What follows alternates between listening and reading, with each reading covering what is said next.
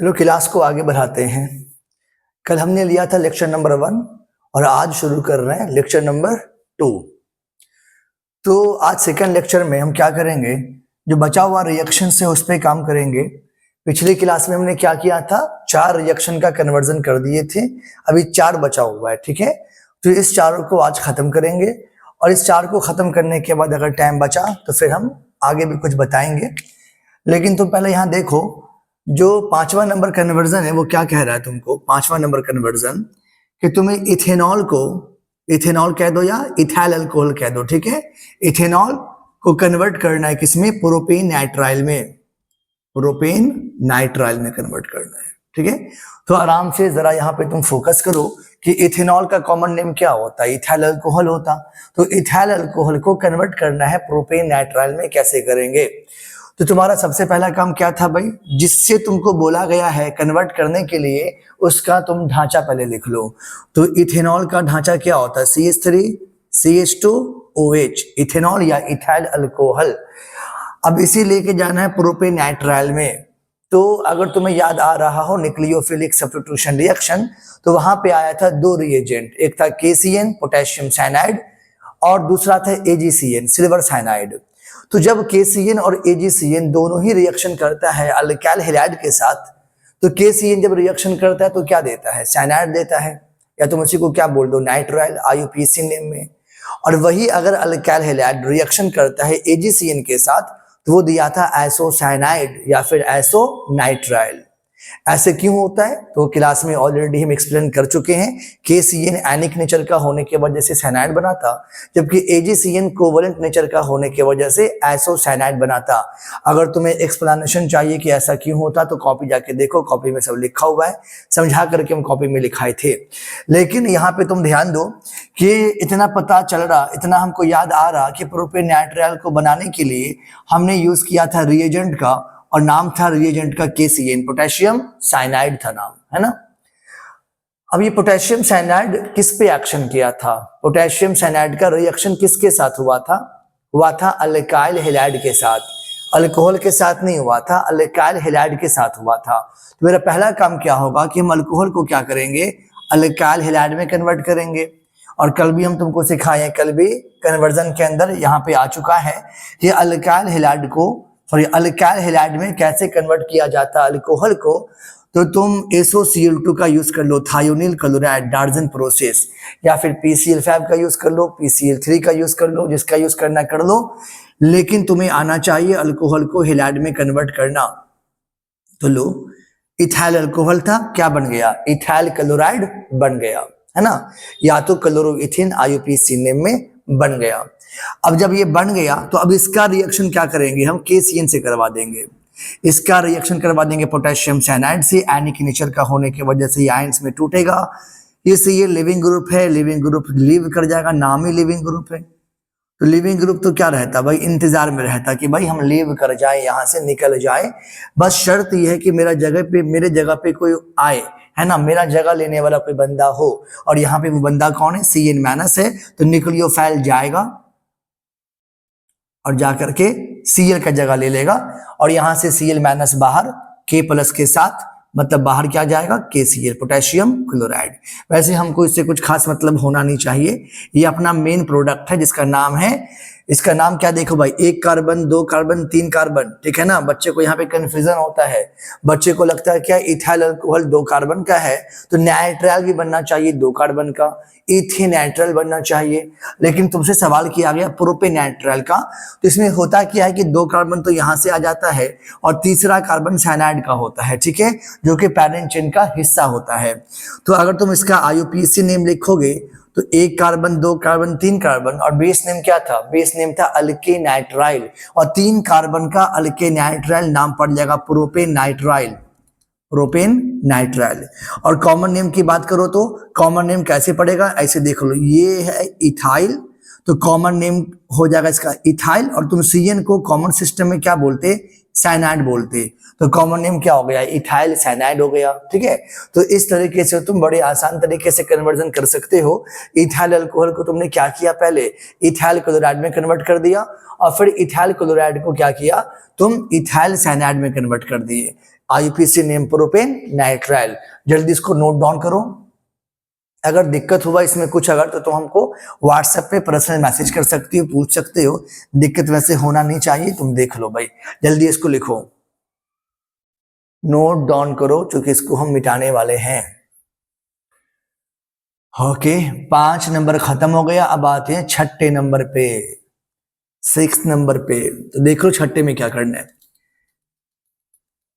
जो 6 number conversion है उसमें क्या बोला गया, देखो 6 नंबर कन्वर्जन में, हाँ ये इंटरेस्टिंग रिएक्शन है। देखो 2-क्लोरोब्यूटेन, दिखने में क्या लगेगा, बहुत मुश्किल सा ऐसे भारी भरकम कंपाउंड सब है, लेकिन ये तो हमको लगता है एक ही स्टेप में हो जाएगा। इसके लिए तुमको 2 स्टेप 3 स्टेप में जाने की जरूरत भी नहीं है। तो 2-क्लोरोब्यूटेन को कन्वर्ट करना है किसमें, 3,4-डाइमिथाइल हेक्सेन में, 3,4-डाइमिथाइल हेक्सेन में। ठीक है, तो 2-क्लोरोब्यूटेन को कन्वर्ट करना है 3,4-डाइमिथाइल हेक्सेन में। तो 2-क्लोरोब्यूटेन, तो CH3, पहले तो ढांचा पहले लिखना पड़ेगा। और तुम्हें अगर ढांचा भी लिखने नहीं आता है ना तो पढ़ने का कोई फायदा नहीं है। तो ये 2-क्लोरोब्यूटेन, इस 2-क्लोरोब्यूटेन को कन्वर्ट करना है 3,4-डाइमिथाइल हेक्सेन में। तो कैसे किया जाएगा, देखो क्लोरोब्यूटेन में बता रहे, ब्यूट का मतलब कितना कार्बन, 4 कार्बन, 1 2 3 4 कार्बन, और हमें इसको जहां लेके जाना है उसमें टोटल कितना कार्बन आने वाला है। तो देखो हेक्सेन का मतलब 6 कार्बन, और डाइमिथाइल में 2 कार्बन आ जाएगा। CH3 का मतलब मिथाइल होता है, डाइमिथाइल मतलब 2 CH3 में 2 कार्बन, और हेक्सेन में 6 कार्बन, टोटल कितना कार्बन, 8 कार्बन। मतलब कि इधर 4 कार्बन है और हमको बनाना है 8 कार्बन। तो ऐसा कहां पे होता था, ऐसा होता था ऊर्ज रिएक्शन में, है ना। ऊर्ज रिएक्शन याद करो, तो ऊर्ज रिएक्शन का क्या था रिएजेंट, सोडियम था, और in the presence of dry ether. तो sodium in the presence of dry ether. तो यहाँ पे हम रिएक्शन को याद रखने का आसान तरीका बताए थे। रिएक्शन को कैसे याद रखा जाता है ना। तो हम क्या बोले थे कि हैलोजन को क्या करो, तुमको 2 मोल दे कि न दे, अल्काइल हैलाइड तुमको 2 मोल लेके आना पड़ेगा। और रिएक्शन को याद रखने का आसान तरीका हम क्या बताए थे, देखो हमको जगह थोड़ा चाहिए, बोर्ड का जो साइज है काफी कम है ऑनलाइन के हिसाब से, लेकिन चलो देखो CH3 CH2 CH CH3, देखो कैसे करना है इसको। क्या इसको ऐसे लिख लो भाई, है ना। हम क्या बोले थे कि हाइड्रोजन को कहाँ रखना, फ्रंट में, ठीक है। ये CH है, CH पे क्या है, CH पे CH3 भी है और Cl भी है। तो CH पे CH3 भी है और ये Cl भी है। हमने बस क्या किया, इसको ऊपर और इसको इधर, सिग्मा बॉन्ड है, ऊपर नीचे कर सकते हैं हम, नो प्रॉब्लम। मकसद क्या था कि हैलोजन को फ्रंट पे लाना है, सामने लाना है। तो भाई ऊर्जा रिएक्शन में क्या हुआ था, 2 मोल दे कि ना दे, तुमको 2 मोल लेके आना होगा, एक्सिस में 2 मोल।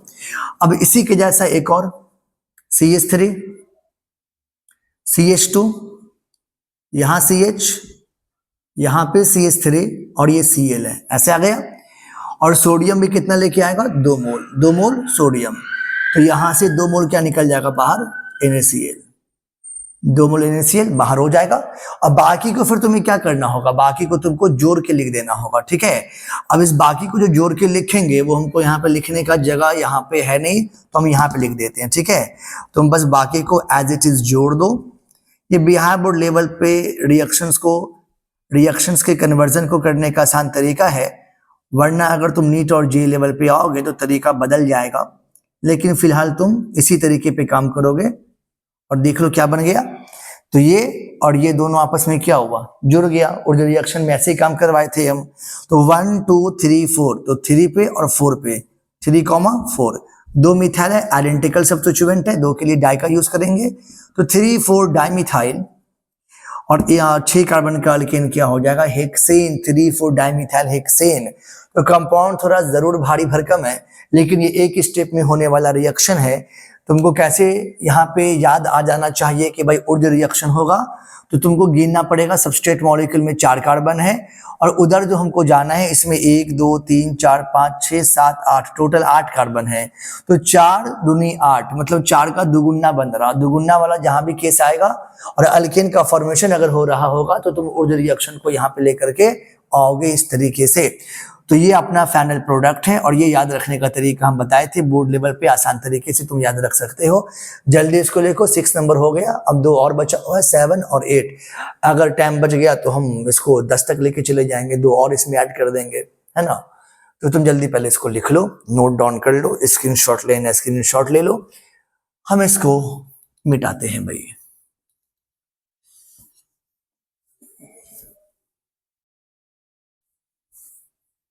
चलो ठीक है, अब है 7 नंबर। 7वें नंबर में क्या बोला गया, 7वें में बेंजीन है, ठीक है। 7वें में बेंजीन है और बेंजीन को कन्वर्ट करना है डाइफिनाइल में। बेंजीन को कन्वर्ट करना है डाइफिनाइल में, कैसे कन्वर्ट किया जाएगा, तो ये भी क्या है, यहाँ पे 2 स्टेप आने वाला है, ठीक है। ये 2 स्टेप में होने वाला रिएक्शन है। पहला काम तुमको कुछ समझ में आए कि ना आए, एक बार में तो कभी तुमको समझ में आने वाला नहीं है, क्योंकि कन्वर्जन है, इसमें अच्छे बच्चों को टाइम लगता है, ठीक है। ये तुमसे टाइम मांगता है। तो ये तुम बेंजीन को लेकर के आ जाओ, ये बेंजीन है, ये बेंजीन है। इसका रिएक्शन क्लोरीन से इन द प्रेजेंस ऑफ AlCl3 या फिर FeCl3, ये लेविस एसिड होता as well as catalyst. Mechanism में बता चुके हैं, कॉपी निकाल के देख सकते हो कि रिएक्शन कैसे होता है। और वैसा हर रिएक्शन जहां पे इस्तेमाल होता है, यहाँ पे यूज होता है हैलोजन का और AlCl3 का एज अ रिएजेंट, उस रिएक्शन का नाम क्या पड़ता है भाई, उस रिएक्शन का नाम पड़ा था हैलोजिनेशन रिएक्शन। उस रिएक्शन का नाम पड़ा था हैलोजिनेशन रिएक्शन, हैलोजिनेशन रिएक्शन। और इस रिएक्शन में इलेक्ट्रोफाइल का जनरेशन हुआ था। इलेक्ट्रोफिलिक एरोमेटिक सब्स्टिट्यूशन रिएक्शन है हैलोजिनेशन रिएक्शन, जिसमें और भी आता है ना। इलेक्ट्रोफिलिक एरोमेटिक सब्स्टिट्यूशन रिएक्शन में कॉपी के अंदर क्या क्या लिखाए थे, हम किस किस रिएक्शन के एग्जांपल दिए थे, हम हैलोजिनेशन का एग्जांपल दिए थे, सल्फोनेशन का एग्जांपल दिए थे, फ्राइडल-क्राफ्ट अल्काइलेशन रिएक्शन के एग्जांपल दिए थे, फ्राइडल-क्राफ्ट एसाइलेशन रिएक्शन के एग्जांपल दिए थे, नाइट्रेशन रिएक्शन के एग्जांपल दिए थे। तो ये सारे का सारा जो रिएक्शंस है वो इलेक्ट्रोफिलिक एरोमेटिक सब्स्टिट्यूशन रिएक्शंस है, जहां पे इलेक्ट्रोफाइल का जनरेशन होता है। मतलब कि यहां से इलेक्ट्रोफाइल जो निकलेगा वो होगा हैलोनियम आयन, मतलब क्लोरीनियम आयन, ठीक है। हैलोनियम, हैलो यहाँ पे कौन है, क्लोरीन है, तो हैलोनियम आयन से इलेक्ट्रोफाइल यहाँ पे जनरेट हुआ क्लोरीनियम आयन। ये कैसे बन जाता है सर, सब कॉपी में लिखा है, देख लो। AlCl3 काम किया था लेविस एसिड के जैसा, इसका ऑक्टेट कंप्लीट नहीं होता, इसके आउटरमोस्ट ऑर्बिट में 6 इलेक्ट्रॉन होने की वजह से ये इलेक्ट्रॉन डिफिशिएंट होता है, इलेक्ट्रॉन को एक्सेप्ट करता है ये, ठीक है। तो ये लेविस एसिड भी है एज वेल एज कैटलिस्ट। लेकिन यहां से जो इलेक्ट्रोफाइल का जनरेशन हुआ है वो क्या होगा, किसी भी एक बेंजीन के कार्बन पर जाकर के सब्स्टिट्यूट हो जाएगा। तो इसको ऐसे न लिख के थोड़ा ऐसे लिख लो यार, लिख तो वैसे भी सकते थे, इस तरीके से किसी भी एक कार्बन पे लाके बैठा दो क्लोरीन को, तो क्या बन गया, ये बन गया क्लोरोबेंजीन, इसका नाम है क्लोरोबेंजीन, ठीक है, इस तरीके से क्लोरोबेंजीन। तो ये 2 स्टेप में होने वाला रिएक्शन है, ये अभी एक ही स्टेप हुआ है। अब दूसरा स्टेप याद करो तो भाई, हमें डाइफिनाइल का केस करना है। डाइफिनाइल का यहाँ पे क्या करना है, तैयार करना है प्रोडक्ट, डाइफिनाइल बनना चाहिए। तो डाइफिनाइल कैसे बनेगा, रिएक्शन अगर तुमको याद है तो बताओ, क्लोरोबेंजीन को डाइफिनाइल में कैसे लेकर के गए थे, रिएक्शन का नाम क्या था भाई। यहाँ पे यूज फिर से होगा सोडियम का और ड्राई ईथर का, सोडियम और ड्राई ईथर का। रिएक्शन का नाम क्या पड़ा था, रिएक्शन का नाम पड़ा था फिटिग रिएक्शन। कॉपी जरूर देखा करो, फिटिग रिएक्शन, ठीक है। तो फिटिग रिएक्शन में सोडियम ड्राई ईथर आया था, और हम क्या बोले, जब भी सोडियम ड्राई ईथर आ गया तो 2 मोल तुमको दे कि ना दे, तुमको 2 मोल लेके आना पड़ेगा। और 2 मोल लेके कैसे आना पड़ेगा, जैसे तुम इससे पहले आए थे, इससे पहले भी हम ऊर्ज किए थे, तो ये ऊर्ज नहीं है, लेकिन ये फिटिग है और सोडियम ड्राई ईथर का यूज हुआ है। तो जहां भी सोडियम ड्राई ईथर का यूज होगा, रिएक्शन का नाम तो बदल जाएगा, कभी नाम पड़ जाएगा Wurtz reaction. Sodium dry ether use होता है ऊर्ज फिटिग रिएक्शन में भी, और सोडियम ड्राई ईथर यूज होता है फिटिग रिएक्शन में भी। तो भाई सोडियम ड्राई ईथर वाला 3 रिएक्शन है इस चैप्टर के अंदर, लेकिन नाम भले बदल जाएगा, लेकिन जो तरीका है रिएक्शन को परफॉर्म करने का वो नहीं बदलेगा। हम क्या बोले थे कि हैलोजन को क्या करो, एकदम फ्रंट पे रखो, आमने सामने। 2 मोल देखी ना दे, तुम्हें 2 मोल लेके आना पड़ेगा, और 2 मोल सोडियम, यहां से बाहर क्या निकल जाएगा, 2 मोल NaCl, और बाकी को जोड़ दो। तो जैसे तुम बाकी को जोड़ के लिखोगे, ये देख लो, ये बनके तैयार हो चुका है biphenyl. Bye sorry diphenyl, okay diphenyl, diphenyl बनके तैयार हो गया, देख लो, नो प्रॉब्लम। कुछ प्रॉब्लम है तो बताओ हमको, कहाँ पे दिक्कत है? दो फिनाइल डाइफिनाइल, ठीक है। चलो इसको भी नोट डाउन कर लो और खाली टाइम में प्रैक्टिस किया करो। तो ये 7वां नंबर कन्वर्जन भी हो गया। अब है 8वां नंबर कन्वर्जन, तो 8वां पे आएंगे। 8वां में इथेन से जाना है इथाइल अल्कोहल में, ठीक है चलते हैं। लेकिन देख लो इसमें कैसे क्या होता नहीं होता, इसको हम यहाँ पे इरेज करते हैं। चलो 7वां के बाद अब जो अपना 8वां नंबर रिएक्शन है वो कौन सा, देख लो 8वां नंबर। 8वां में बोला गया कि इथेन है और इथेन को हमें कन्वर्ट करना पड़ेगा इथाइल अल्कोहल में। इथाइल अल्कोहल में कैसे कन्वर्ट करें? तो भाई सबसे पहला काम इथेन का ढांचा लिख लो। तो इथेन का ढांचा कैसे लिख लो? तो C2H6, ये इथेन होता है। CH4 मीथेन है तो C2H6 क्या है? इथेन है, ठीक है। या तो तुम चाहो तो ऐसे करके लिख लो, सिंप्लीफाई करके CH3 दोनों तरीका लिखने का सही है। और हमें जाना है अल्कोहल में, इथाइल अल्कोहल में कैसे जाएं। तो इस चैप्टर के अंदर अगर तुमको याद आ रहा हो तो बताओ अल्कोहल को कैसे बनाए थे भाई? हम अल्कोहल को बनाए थे अल्काइल हैलाइड का यूज करके, RX by using aqueous KOH। यहाँ पे K plus OH minus nucleophile OH minus आता है, लिविंग ग्रुप चला जाता है, तो यहाँ पे अल्कोहल का फॉर्मेशन हो जाता है। याद आ गया? NSR nucleophilic substitution reaction. तो अल्कोहल हमें तैयार करना है तो उसके लिए शर्त है हमको चाहिए अल्काइल हैलाइड, हमें चाहिए अल्काइल हैलाइड। और हमें दिया क्या? हमें दिया अल्केन। तो अल्केन को हमें कन्वर्ट करना पड़ेगा किसमें? अल्काइल हैलाइड में। तो इस चैप्टर के अंदर जो शुरुआत में रिएक्शन सब आया था, कॉपी निकाल के देख लो, या तुमको याद आ रहा तो बताओ हमको। जो शुरुआत में रिएक्शन सब आया था वहां पे क्या था? वहां पे हम क्या किए थे? शुरुआत में अल्काइल हैलाइड को बनाने का तरीका सिखाए थे। पहला तरीका था अल्कोहल से कैसे बनाएंगे अल्काइल हैलाइड को, और दूसरा तरीका था कि अल्केन से कैसे बनाएंगे अल्काइल हैलाइड को। तो अल्केन से अल्काइल हैलाइड को बनाने के लिए हमने यूज किया था डायरेक्ट हैलोजिनेशन का। डायरेक्ट हैलोजिनेशन जो कि यहाँ पे मैकेनिज्म होता रेडिकल्स वाला, फ्री रेडिकल्स का मैकेनिज्म होता। 3 स्टेप में काम हुआ था। पहला था चेन इनिशिएशन, दूसरा था चेन प्रोपागेशन, तीसरा था चेन टर्मिनेशन, है ना। तो 3 स्टेप में काम हुआ था वो मैकेनिज्म। लेकिन देखो अगर याद आ रहा हो, क्लोरीन और साथ में क्या था? Sunlight, H new, sunlight, photon, ठीक है, small packet of energy, H new, photon. अगर तुमको कहीं पे फोटोन दिख जाए समझ जाना वो सनलाइट है ना। अब देख होगा क्या हुआ था, याद करो कि एक H और एक Cl यहां से एलिमिनेट हो जाता, बाहर चला जाता। रेडिकल वाला मैकेनिज्म होता, होमोलैटिक क्लीवेज होता। तो Cl का रेडिकल, यहां से H का रेडिकल, HCl बाहर, बचेगा क्या? CH3 CH2। तो एक H जब एक Cl के साथ बाहर चला गया तो यहाँ पे एक Cl यहाँ पे क्या हो जाएगा? सब्स्टिट्यूट हो जाएगा। तो देख लो तुमने इथेन से बड़े आसानी से कन्वर्ट कर लिया, इथेन को बड़े आसानी से कन्वर्ट कर लिया किसमें? इथाइल क्लोराइड में, इथाइल क्लोराइड में, या फिर क्लोरोइथेन कह दो IUPAC ने।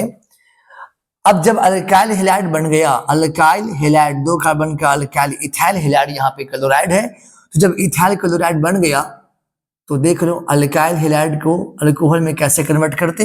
By using aqueous KOH, potassium hydroxide.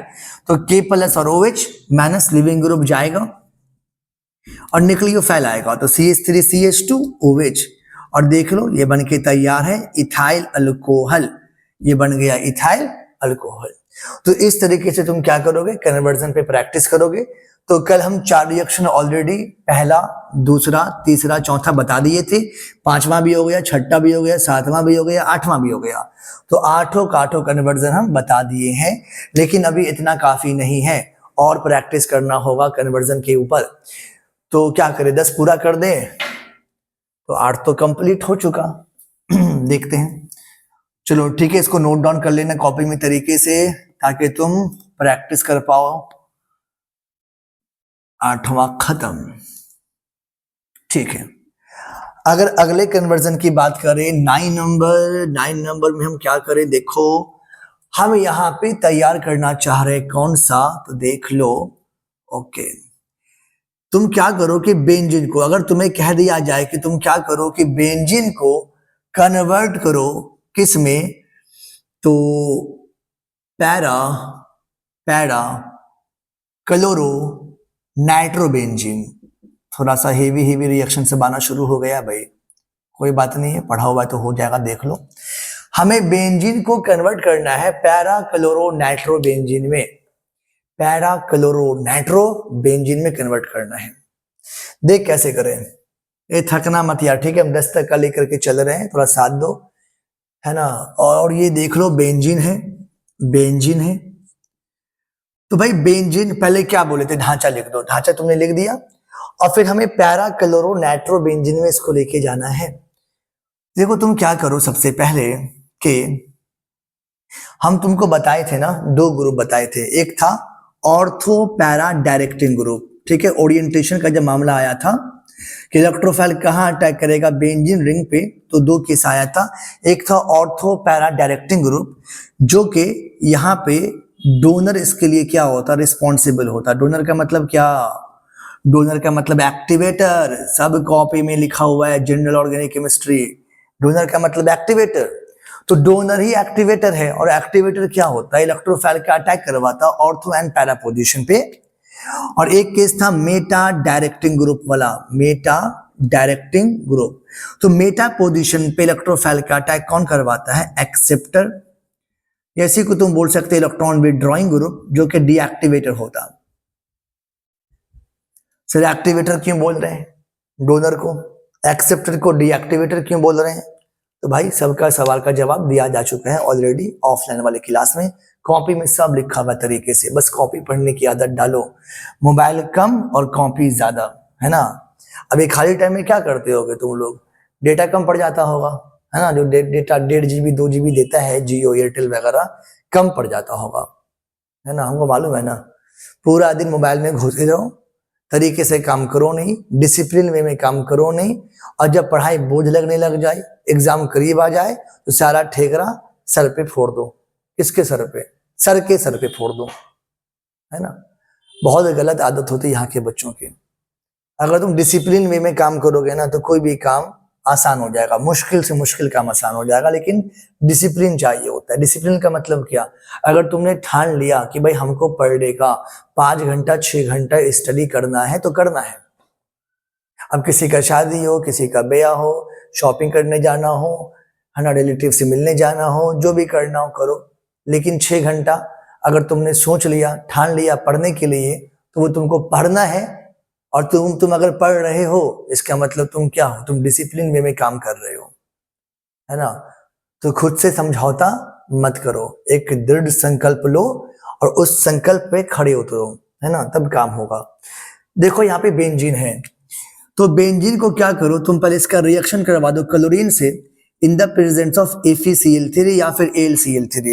ये जस्ट इससे पहले आया था रिएक्शन, ये हैलोजिनेशन रिएक्शन है। और यहाँ पे इलेक्ट्रोफाइल जो बना था वो कौन सा था, क्लोरीनियम आयन, हैलोनियम आयन। तो इस तरीके से तुम, है ना, जैसे लिखना चाहते लिख सकते हो, नो प्रॉब्लम। ये बन गया तुम्हारा क्लोरोबेंजीन। अब क्लोरोबेंजीन तो बन गया भाई, क्लोरोबेंजीन तो बन गया, क्लोरोबेंजीन। हमें क्या बनाना है, हमें बनाना है पैरा क्लोरो नाइट्रोबेंजीन। तो याद करो क्लोरो कैसा ग्रुप था, क्या chloro ortho para directing group था या मेटा डायरेक्टिंग ग्रुप था? तो हैलोजन एक्सेप्शनल केस में आता था। हम बताए थे तुमको कि हैलोजन के केस में क्या होता, inductive effect will dominate over mesomeric effect. लेकिन कब, जब बात रिएक्टिविटी का आए। लेकिन अगर बात ओरिएंटेशन का आता है, तो वहां पे हैलोजन का जो प्लस एम है वही डिसाइड करता है कि इलेक्ट्रोफाइल कहां पे आके अटैक करेगा। तो यहाँ पे हैलोजन का हम क्या लेकर के आएंगे, प्लस एम लेकर के आएंगे, माइनस आई लेकर के नहीं आएंगे। यहाँ पे हैलोजन जो है डोनर के तरीके से बिहेव करेगा, क्योंकि बात यहाँ पे ओरिएंटेशन की हो रही है। जब बात रिएक्टिविटी का होगा, तो वहां पे हैलोजन का माइनस आई क्या होगा, प्लस एम पे भारी पड़ जाएगा। लेकिन कब, जब बात हो रेट का, रिएक्शन के रेट का या रिएक्टिविटी का। यहाँ पे बात रिएक्टिविटी का नहीं है, बार बार बोल रहा है, यहाँ पे बात ओरिएंटेशन का है। तो ओरिएंटेशन के केस में तुम देख लेना, कॉपी में लिखाए थे कि हैलोजन में क्या होता कि जो उसका प्लस एम नेचर है वो डोमिनेट करता है और वही डिसाइड करता है कि इलेक्ट्रोफाइल कहाँ पे आएगा। तो प्लस एम कहने का मतलब क्या, प्लस एम मेसोमेरिक डोनर। तो डोनर क्या होता है, ऑर्थो और पैरा पे इलेक्ट्रोफाइल का अटैक करवाता है। तो ये क्लोरोबेंजीन तो है, लेकिन अब जो इलेक्ट्रोफाइल आने वाला है वो या तो ऑर्थो पे जाएगा या तो पैरा पे जाएगा। लेकिन हम यहाँ पे किसको जोड़ने वाले हैं, नाइट्रो को जोड़ने वाले हैं। तो नाइट्रोनियम आयन, नाइट्रो को जोड़ना है तो नाइट्रोनियम आयन को लेके आना होगा एज इलेक्ट्रोफाइल। और याद करो नाइट्रोनियम आयन इलेक्ट्रोफाइल था कौन से वाले रिएक्शन का, नाइट्रेशन रिएक्शन का, जहां पे इस्तेमाल किया गया था किसका, कंसंट्रेटेड नाइट्रिक एसिड का और साथ में सल्फ्यूरिक एसिड का, है ना। तो कंसंट्रेटेड नाइट्रिक एसिड और सल्फ्यूरिक एसिड का यूज किया गया था as a reagent nitration reaction में, जहां से इलेक्ट्रोफाइल बन के तैयार हुआ था, इलेक्ट्रोफाइल का जनरेशन हुआ था। इलेक्ट्रोफाइल कौन सा था, नाइट्रोनियम आयन, NO2+। यहाँ पे क्या था, इलेक्ट्रोफाइल था नाइट्रोनियम आयन। अब ये जाके अटैक करेगा, अब कहां पे अटैक करेगा, ऑर्थो पे या तो पैरा पे। ये ऑर्थो पे अगर जाएगा, देख लो यहाँ पे ऑर्थो पे अगर जाएगा तो गैदरिंग होने का संभावना है, यहाँ पे स्टेरिक हिंड्रेंस होने का संभावना है। तो ऑर्थो पोजीशन पे अगर नाइट्रो ग्रुप जाएगा तो वहां पे स्टेरिक हिंड्रेंस आ जाएगा, जिस वजह से वो मैनर प्रोडक्ट होगा। और मेजर की बात करो, मोर स्टेबल मेजर, तो मेजर कहाँ पे, पैरा पोजिशन पे, ये आ गया पैरा पोजीशन पे नाइट्रो जाएगा ऑर्थो पे भी, लेकिन वो मैनर वाला होगा। मेजर अपना ये होगा, ये अपना मेन प्रोडक्ट है, ये अपना मेजर प्रोडक्ट है और इसी का नाम क्या है, इसी का नाम है para chloro nitrobenzene. Para chloro, जो 1 2 3 4, 1 4 को क्या बोलता है, पैरा बोलता। तो पैरा क्लोरो नाइट्रोबेंजीन बन गया, देख लो, ठीक है। तो रिएक्शन मुश्किल नहीं है, बस तुम लोग को क्या करना पड़ेगा, डिसिप्लिन वे में काम करना पड़ेगा। जीओसी मैकेनिज्म में जो जो बेसिक बताया थे उसको ध्यान में रखना होगा, तब जाकर के तुम कमांड कर पाओगे। और ये सब जो भी हम काम कर रहे हैं ना, ये बोर्ड में अच्छा नंबर लाने के लिए, अच्छा नंबर मतलब कितना अच्छा, कम से कम 400 प्लस नंबर, है ना। अब तुमको 310 लाना है, 305 लाना है, 320 लाना है और फर्स्ट डिवीजन तो उस पर भी हो जाता, तो उसके लिए फिर तुमको ये तामझाम करने की जरूरत नहीं है। बिहार बोर्ड में 305 320 नंबर लाना बहुत ही आसान काम है, ऊपर ऊपर भी पढ़ के जाओगे तुम, लेकर के आ जाओगे। लेकिन अगर तुम तरीके से काम करोगे, हर टॉपिक को टच करके जाओगे, सिलेबस कंप्लीट करके जाओगे, कन्वर्जन तक को तुम नहीं छोड़ के जाओगे, तो फिर तुम आराम से, है ना, 450 नंबर, 450 प्लस डिस्ट्रिक्ट टॉपर तक बन सकते हो, है ना। अब वो तुम पे डिपेंड करता है कि भाई तुम क्या बनना चाहते। अब सिर्फ चाहने से नहीं ना हो जाता है ना। बंदा चाहने वाला तो बहुत चाहता है, सुबह चाहता है डॉक्टर बन जाए, फिर शाम चाहता है कि IAS ऑफिसर बन जाए। तुम लोग का चाहत भी तो क्या है, बदलता रहता है ना। तुम लोग एक फैसला कर लो, क्या करना है नहीं करना है, बोर्ड में क्या करना है। बोर्ड में अगर तुमको 305 320 नंबर लाना है, सस्ते में तुमको फर्स्ट कर जाना है, तो छोड़ दो यार, ताम झाम छोड़ दो। तुम वैसे भी फर्स्ट कर जाओगे, गेस्ट क्वेश्चन पढ़ के जाओगे। क्रैश कोर्स वगैरह नाका 5 में चलता रहता है, जाके ज्वाइन कर लो। हम क्रैश कोर्स देंगे नहीं देंगे अभी कोई ठिकाना नहीं है। अब छठ के बाद क्लास खुलेगा तो फिर डिसाइड होगा कि हम दे पाएंगे नहीं दे पाएंगे। लेकिन फर्स्ट करने के लिए कोई भी, है ना, अगर तुम्हें फर्स्ट ही सिर्फ करना था तो फिर तुम शहर में पढ़ने के लिए क्यों आए, तुम गांव में रह के पढ़ाई कर लेते। गांव का टीचर भी सफिशिएंट है बोर्ड लेवल पे पढ़ाने के लिए। तुम शहर में आके पढ़ाई कर रहे हो ना, तो शहर में आके पढ़ाई कर रहे हो, तुम लॉज लेके हॉस्टल में रह के पढ़ाई कर रहे हो, तो मकसद ये होना चाहिए कि भाई बोर्ड के साथ साथ जो अपना कंपटीशन का बेस है नीट और जेईई का, वो भी उसका जो आधार है वो उसके साथ हम काम कर रहे हैं, है ना। आधार अपना हम बनाते रहे नीट और जेईई का। अब बोर्ड का एग्जाम अच्छे से देने के बाद और 400 प्लस 450 स्कोर करने के बाद फिर 10 महीने के लिए क्या करना पड़ेगा, तुमको लग जाना पड़ेगा तरीके से नीट और जेईई के लिए, है ना। तो अपना अपना स्ट्रैटेजी है, देख लो। अगर तुमको उस लेवल पे जाना है, उतना दूर का तुम सोच पाते हो तो ठीक है, इस तरीके से काम करना होता है। या फिर बहुत सारे बंदे का सोच ही छोटा होता है, वो मन में जो है बिठाए रहता है कि भाई पहले बोर्ड निकले जैसे तैसे करके, उसके बाद नीट करेंगे, जेईई करेंगे, यूपीएससी बीपीएससी जो करना करेंगे वो बाद में देखा जाएगा। तो देख लो, जबरदस्ती नहीं है, बस मेरा काम है बताना तुमको। तो ये हम आज टोटल 9, कल किए थे 4 और आज उसमें ऐड कर दिए 5, तो 9 कन्वर्जन हो गया। तो आज के लिए 9 रहने दो, है ना, कि 10 पूरा कर दे। वीडियो काफी लंबा हो गया है, रहने दो 9 आज, है ना। फिर आएंगे कल तो हम 6 और कर देंगे, टोटल 15 या फिर 20 तक भी जा सकते हैं, देख लो। तो इसको क्या करना, रिवीजन कर लेना, प्रैक्टिस कर लेना। भाई आज के लिए इतना काफी है। Good night.